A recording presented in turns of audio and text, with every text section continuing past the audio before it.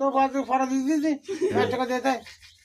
তো 20 টাকায় কয় টাকা সুদ নি? তাও আসলে দিকেছে 5 টাকা সেই 5 টাকা গরু বেশি 45,000 টাকা তার মানে 3 মাস বেশি 2 লাখ টাকা 20 টাকায় হচ্ছে 5 টাকা সুদ নেছে, ওনা দ্বীপ নেছে।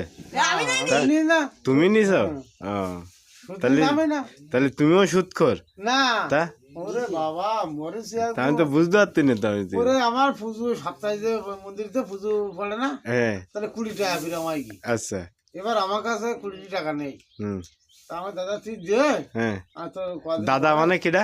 এ না দীপ। হুম। হ্যাঁ দীপের কাছ থেকে তুমি 20 টাকা হালাত নিছ? হালাত না সুদি নিয়েছি সুদি নিছ? হুম। ও আচ্ছা এবারে 20 টাকা সুদি নিয়েছি হ্যাঁ তা তুই আমি দে আমি তোর একটু পরে দেবো আর আমার কাছে আর নেই হ্যাঁ এখন সে ও 20 টাকা দিই তোকে দাদা হলো 20 টাকা দিস হ্যাঁ আর তাহলে তোর 5 টাকা দেবো হ্যাঁ।